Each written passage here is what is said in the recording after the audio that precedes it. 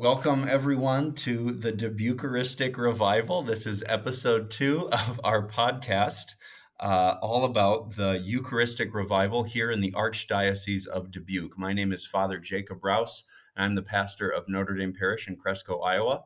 And I am joined by my brother in the priesthood and my elder, Father Kevin. Can you introduce yourself, Father Kevin? Hello, Father Kevin Earlywine. I'm pastor of St. Patrick's Parish in Hampton and St. Mary's Parish in Ackley. So I'm glad to be here in the Dubuqueristic Revival podcast. Yes, that's still what we're going with. For And now, for yeah.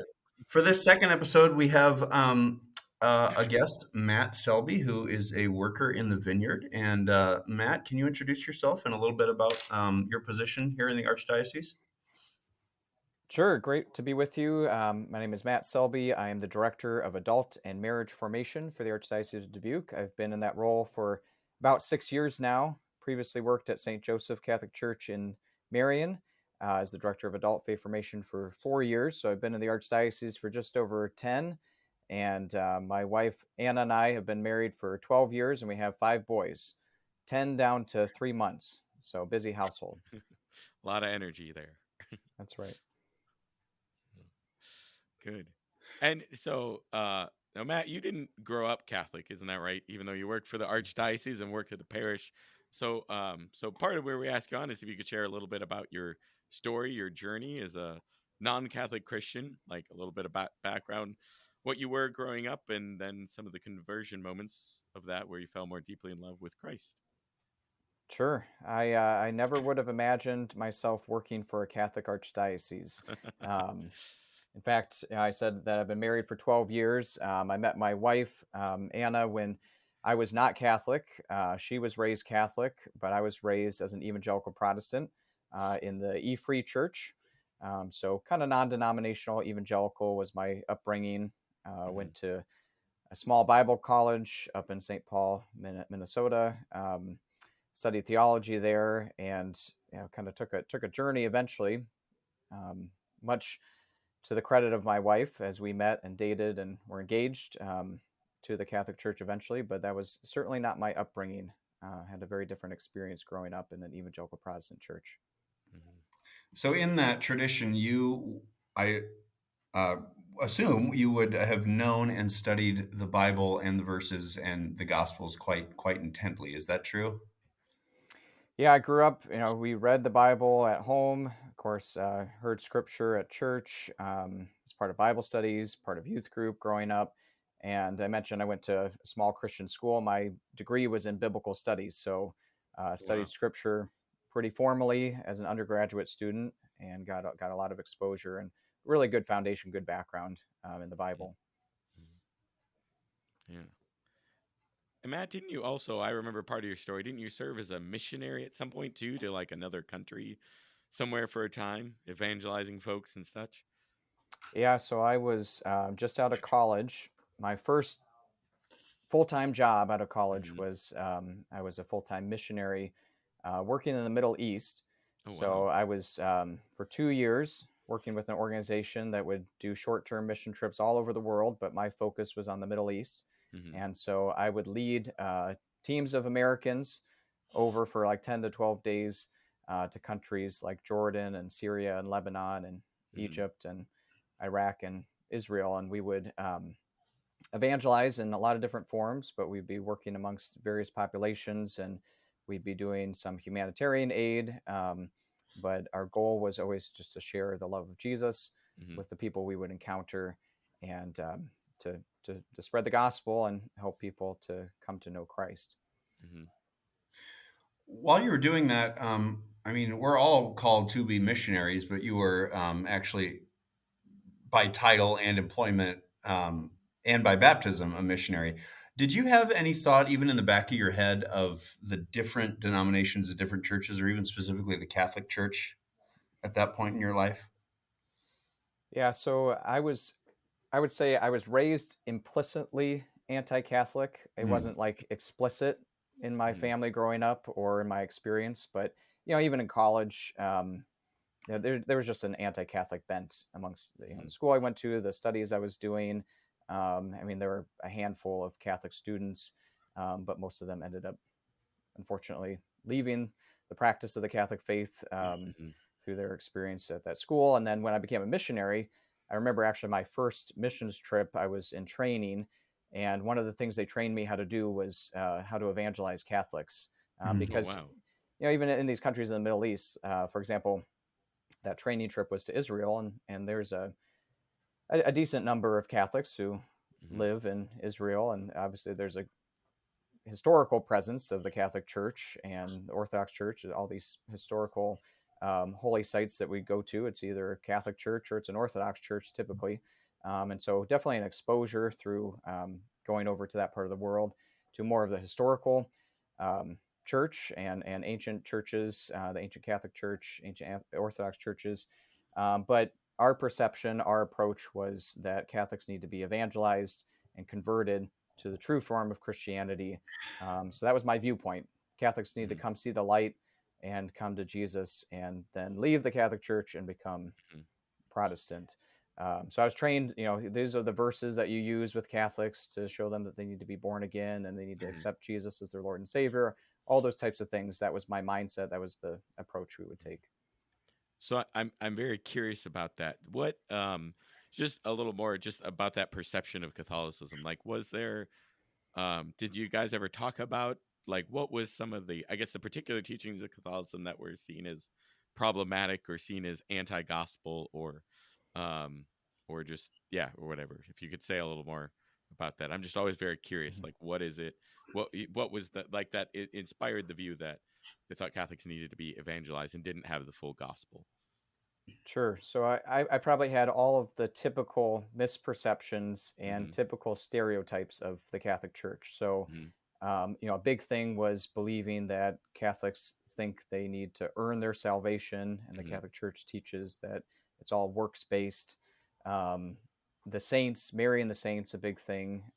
This Mhm. perception that Catholics worship Mary, worship the saints, or make a bigger deal out of Mary and the saints than they should be, or Mhm. do things like that, praying to saints, praying to Mary, that in my mind took away from the focus on Jesus. So it was kind of like a Mhm. zero sum game Mhm. where any attention you'd give to Mary, any attention you'd give to the Mhm. saints, any, talking about the sacraments or anything that we would do, our own actions, Mhm. that would take away from Jesus.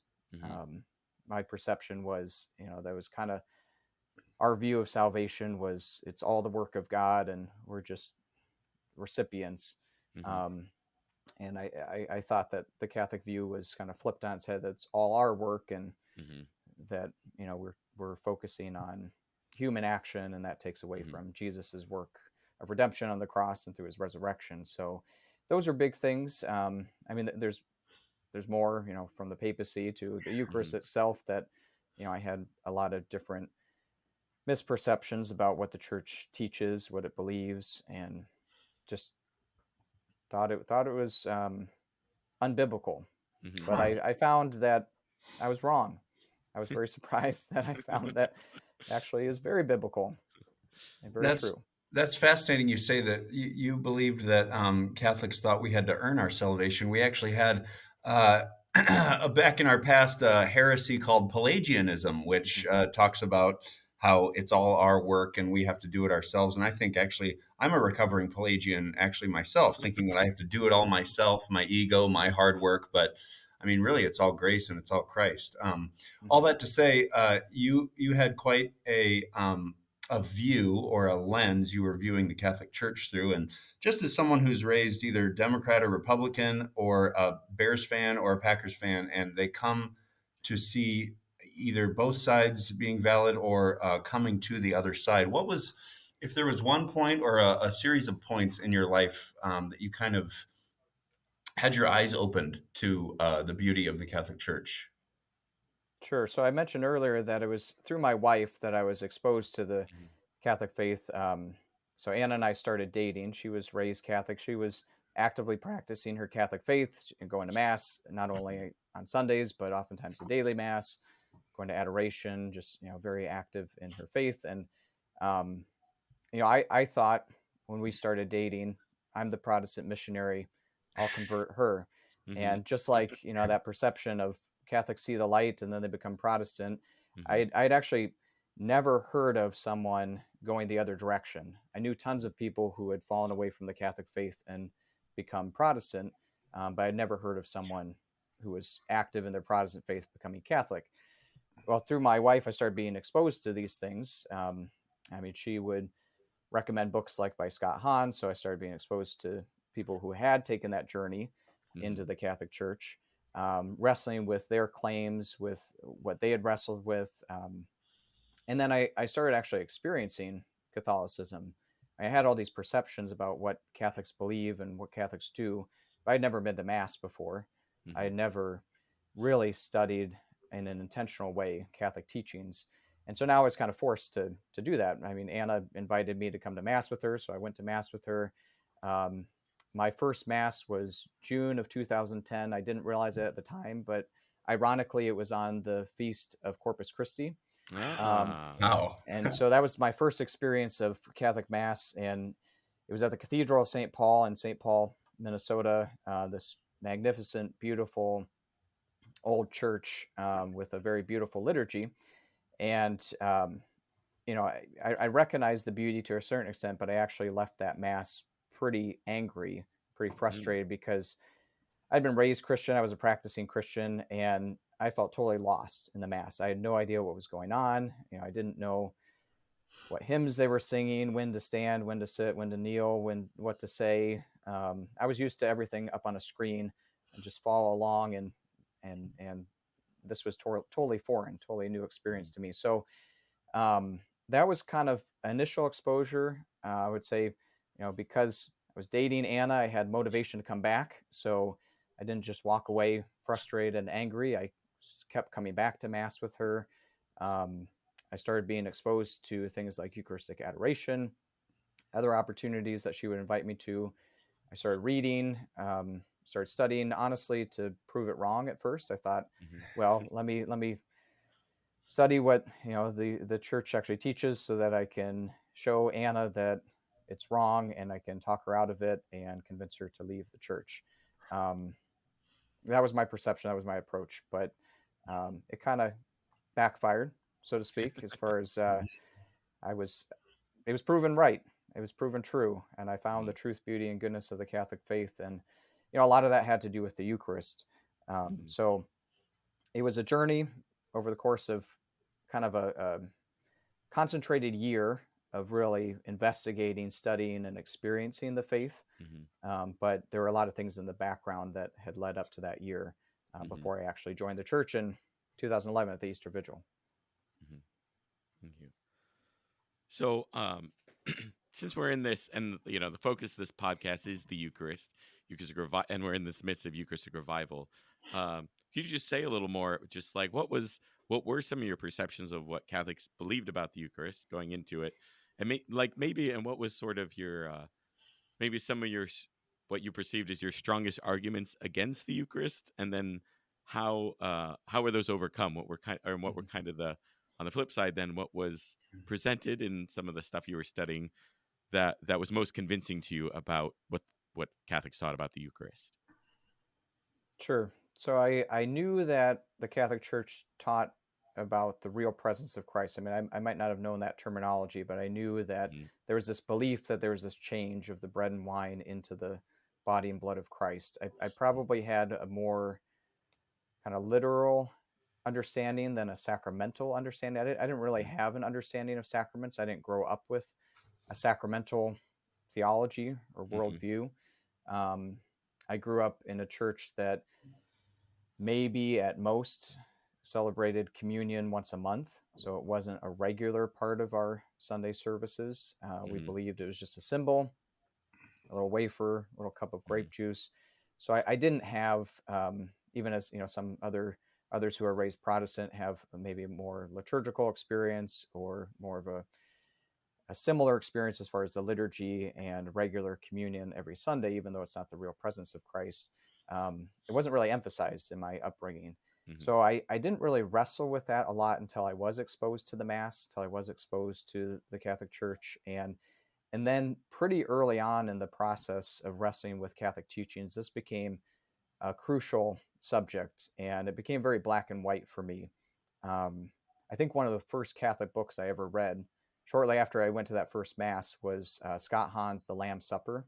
Mm. And Mm-hmm. that just Good opened book. up this whole new understanding that, I didn't buy into it all at once, but I was wrestling with it. I never heard this stuff before. And so now, I'm looking at scripture and looking at the church fathers and trying to understand, um, what is this Mass and what is this Eucharist thing all about? And it became very black and white in the sense that I recognize the Catholic Church makes a very bold claim by Mm-hmm. saying this is the body, blood, soul, and divinity of Jesus. Mm-hmm. And I started being exposed to Eucharistic adoration. I quickly recognized that, either the Catholic Church has this right, and that really is Jesus.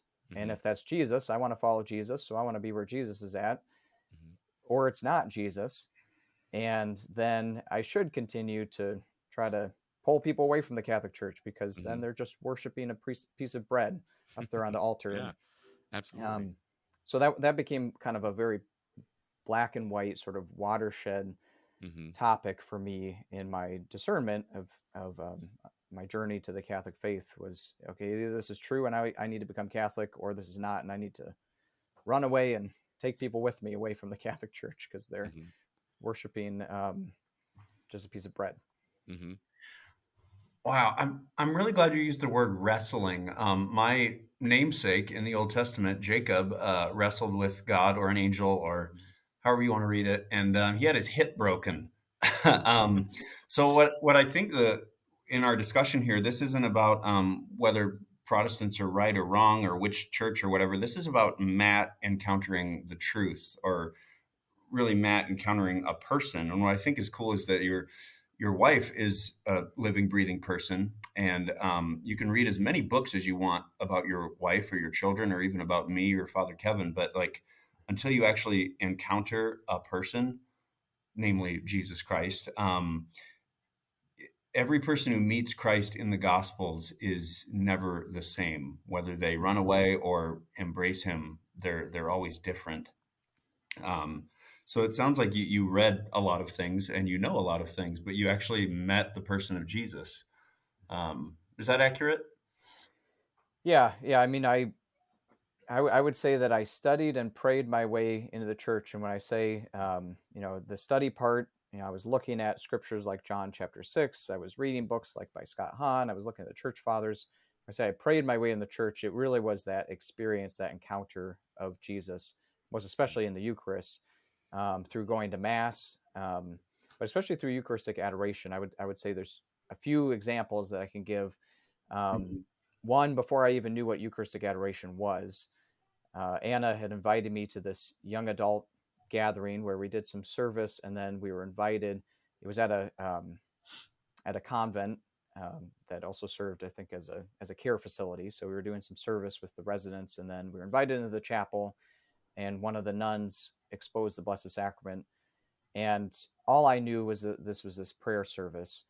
Yeah. And when they put the Eucharist up on the altar in the monstrance, my literal thought was, "Oh, that's a nice decoration. I wonder what that's for." I had no Mm-hmm. clue at that point that this was the center of our prayer, Mm-hmm. the focal point of our adoration. In fact, at that point, had I known that, I probably would have walked out. Mm-hmm. So sometimes ignorance is bliss, and I was just at this prayer service, and I was like, I didn't know what was up on the altar, and I just remember that that was some of the most profound prayer time I had had in years, and I felt closer to Jesus in that time than I'd felt for a long time. So I had this sense of Jesus' presence, but I had no idea that it was Jesus' presence in the Eucharist, in the monstrance on the altar.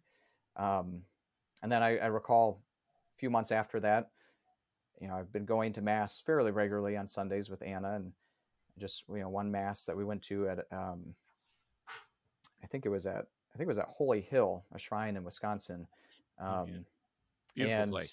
yeah, very beautiful, and it was a beautiful Mass, and there was a sense that when the priest elevated the host after the consecration, I just had this sense, I can't explain it, but this experience that I just knew in my heart that's Jesus, and I've been wrestling Mm-hmm. with it intellectually, but I just at that point really knew and had come to a belief. I was not quite ready to join the Catholic Church at that point, but from then on, there was a change that Mm-hmm. I really had a sense that this is Jesus in the Eucharist. And then I would go to adoration. You know, my wife is a diehard Catholic who signed up for the 2 to 3 a.m. adoration slot at the Perpetual Adoration Chapel, and I was committed to impressing her or wanting to please her, and so okay, I'll come with you 2 to 3 a.m. So there were a lot of nights, that once a week going to adoration in the middle of the night in the chapel, where I would just sit there, and my prayer throughout that whole time became, Jesus, if this really is you, show me, Mhm. because I want to know. It was this very black and white. I want to know, is this you or is this not?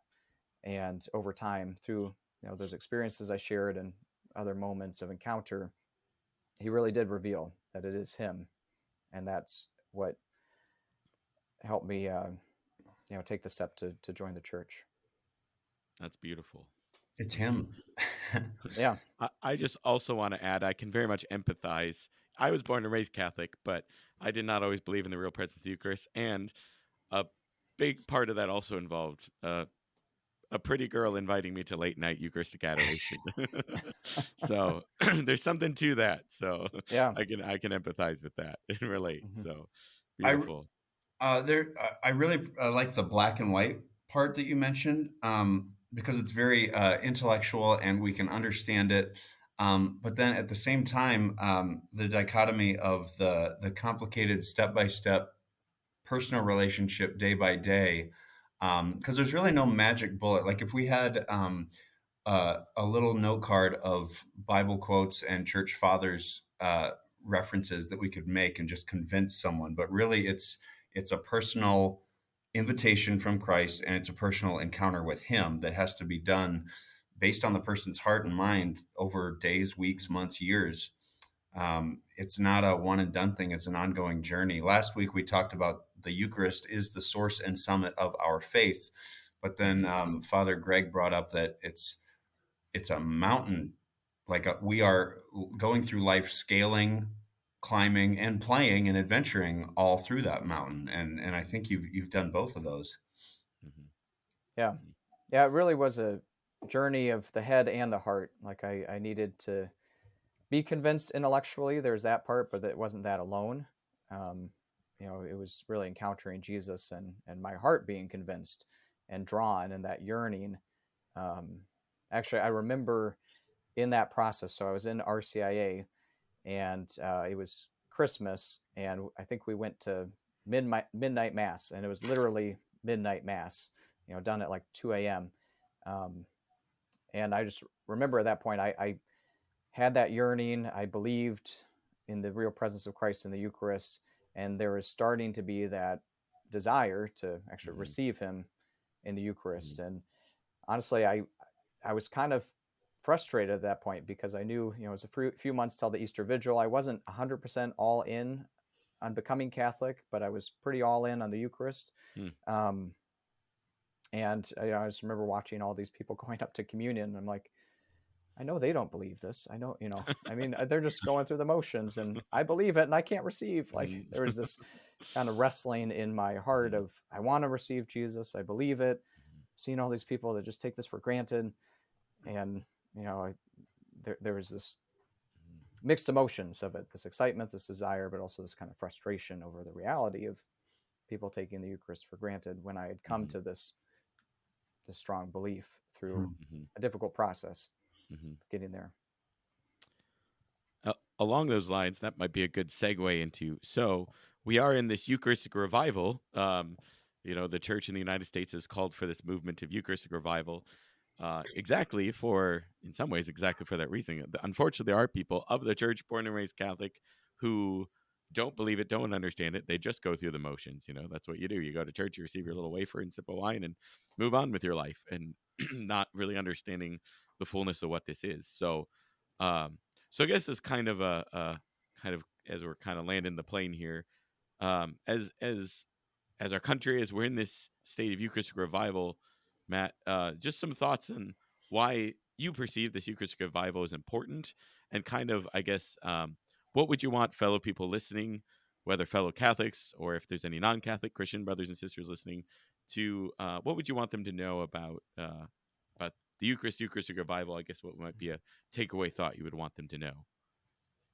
Yeah, I think this Eucharistic revival is a great invitation for all of us to renew our understanding and our commitment and our experience of the Eucharist. Hmm. So, kind of like I journeyed, I mean, I was coming from a different background from those who were raised Catholic, but um, just to dive into seeking to understand why we believe what we believe about the Eucharist in the Catholic Church, and then dive into encountering Christ in the Eucharist. And Hmm. most especially, like I experienced, I invite people to Eucharistic adoration, to really just sit before Jesus, as it says in the Catechism, just to gaze at him and let him gaze at you, and maybe wrestle with those things. Like, Jesus, is this really you? Show yourself to me in the Eucharist. Help me to experience you and encounter you in the Eucharist. And then at the same time, dive into the celebration of the Mass, and if you're going to Mass regularly, really try to seek to understand what we're doing and why we do it, Hmm. and participate more fully. If you're not, try to go to Mass more regularly and encounter Jesus there, because he is there waiting for you. Oh, thank you, Matt. You can quote me as saying back to what you thought before that Catholics do need evangelizing. I need evangelizing. I need conversion every single day. I think through the sacraments and through prayer and God's grace, my salvation and conversion is an ongoing process. Would you say that too, Father Kevin, as well? It's an Yeah, I ongoing think thing.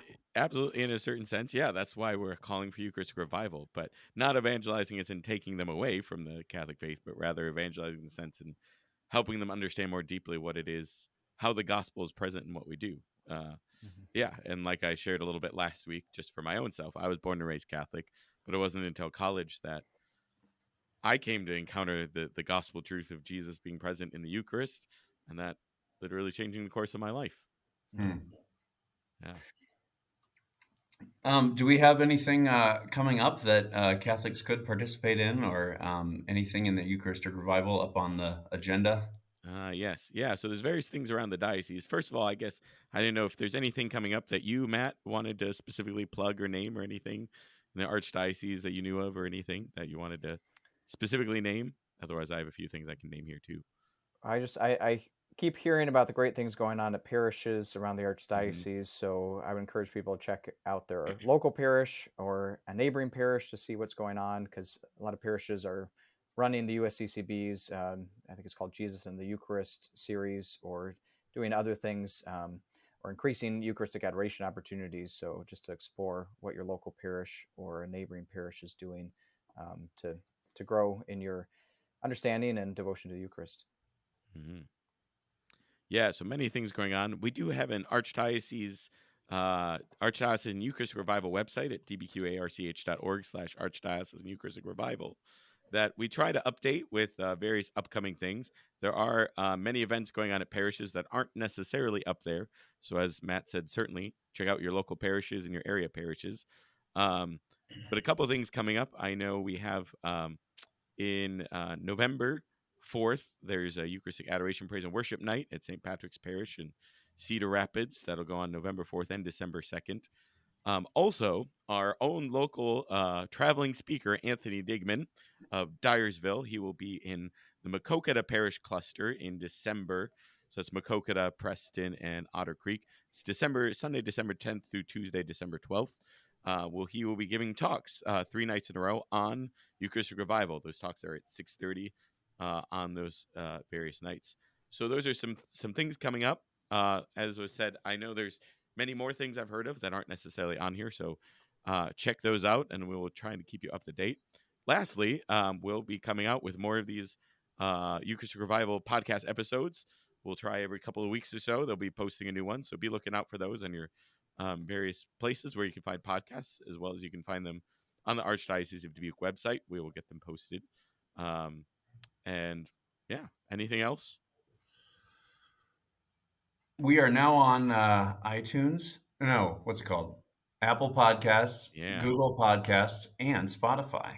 Wow. Pretty cool. It's awesome. So, thank you so much for your time, Matt. This was a pleasure and a very fascinating look into your past and your conversion. So, thanks for joining us, and You're thank you, welcome. listeners, for joining us. We will see you in the Eucharist, and we will see you next time.